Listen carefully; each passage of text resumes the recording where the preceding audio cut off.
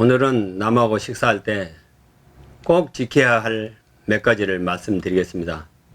자, 첫 번째는 지금은 그런 사람들이 많이 없는데 과거에는 굉장히 많았습니다. 뭐냐면요, 이게 반찬이면은 이거를 이렇게 뒤적뒤적 해가지고 맛있어 보이는 부분을 딱 꺼내서 이렇게 먹는 사람이 있습니다. 이렇게 먹는 사람. 그리고 이런 부분은 이제 술을 한 잔 먹으러 갔을 때도 처음에 술 안 취할 때는 이런 행동을 안 합니다. 술을 몇 잔 들어가면 또 이런 사람이 있습니다. 처음에는 점잖을 하다가 절대로 이런 거 해서는 안 됩니다. 내가 이렇게 음식을 이렇게 뒤적뒤적해서 안을 빼니까 여러분 볼 때 굉장히 거슬리죠. 이런 거슬린 행동을 절대로 남한테 미리 안 해야겠다는 생각을 가져야 합니다. 자, 그러면 두 번째로는 코를 푸는 행위입니다. 자, 얼마나 거슬린가 한번 봐보세요. 얼마나 여러분이 마주보고 나하고 밥 먹는다고 했을 때 얼마나 기분 나쁜지 한번 봐줘보세요. 이렇게 하고 그 다음에 때로는 가래침까지 뱉어요.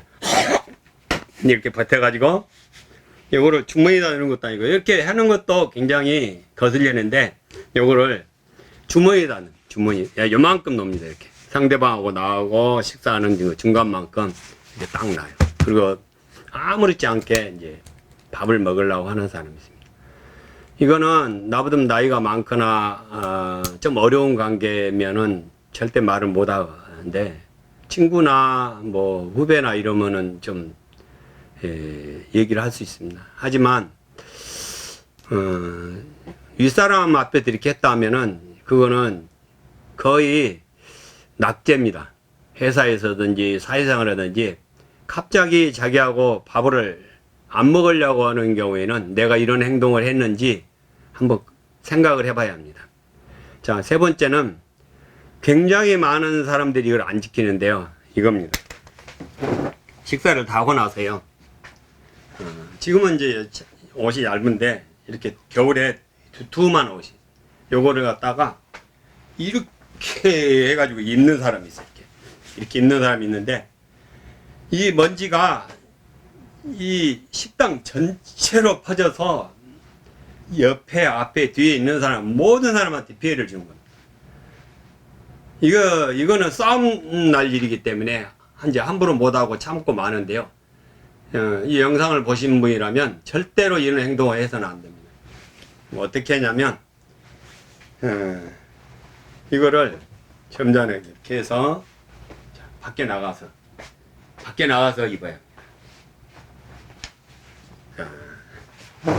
아까 코 푸는 것도 마찬가지입니다. 코 푸는 것도 밖에 나가서 풀어야 합니다. 밖에 나가서.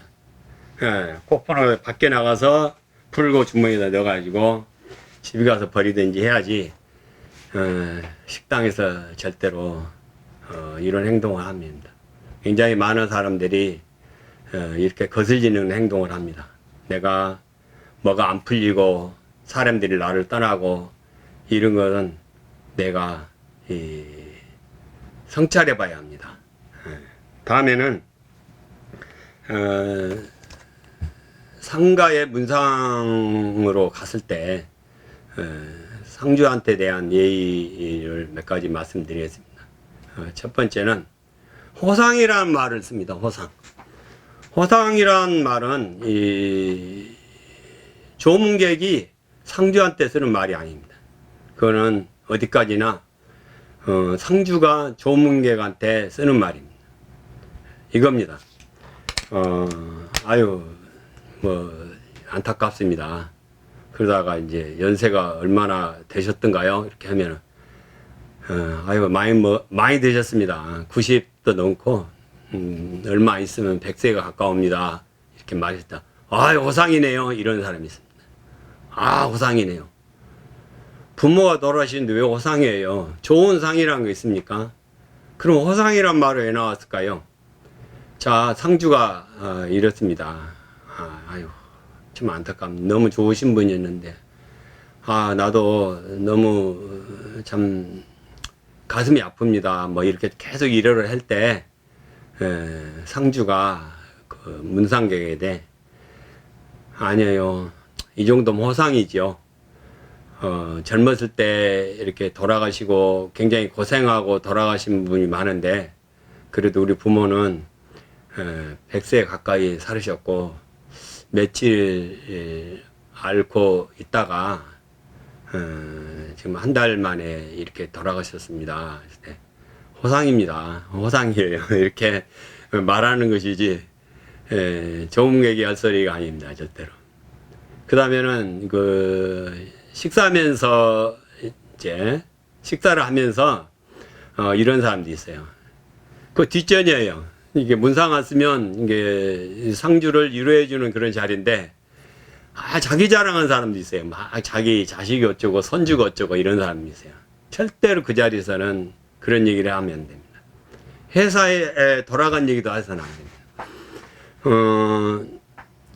이 상주에게 근심이 될 만한 얘기도 해서는 안 됩니다. 그날은 오직 위로의 말씀을 해제하고요.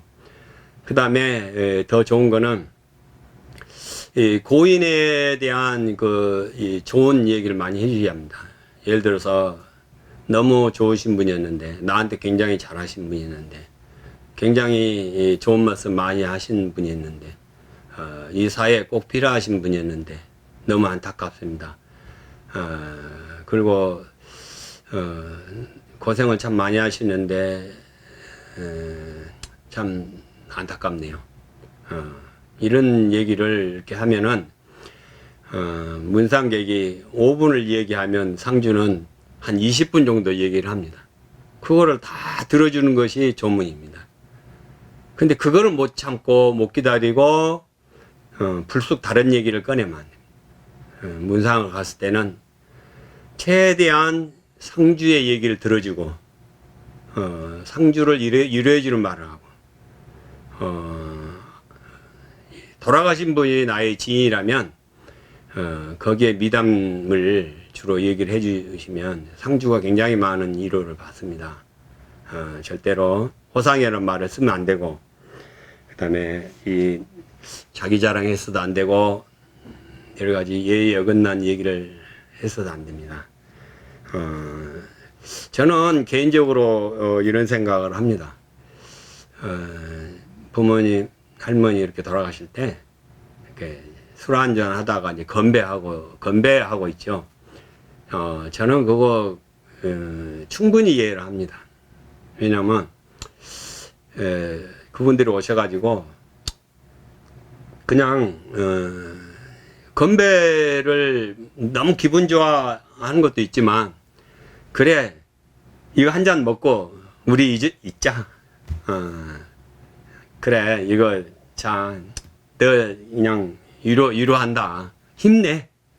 이런 차원으로 저는 받아들이기 때문에 개인적으로는 저는 불쾌하지 않았습니다. 근데 때로는 이 상가에서 건배를 하거나 이런 거를 이렇게 불쾌하게 받아들이는 사람들이 있더라고요. 그래서 이제 그거도 되도록이면 안 하면 좋겠고요. 상주가 권하면 하는 거는 괜찮을 거라고 저는 생각을 합니다. 이상 몇 가지를 말씀드렸는데요. 세상 살아가면서 이런 것들은 반드시 지켜야 한다고 오늘 제가 몇 마디 말씀드렸습니다. 이상입니다. 감사합니다.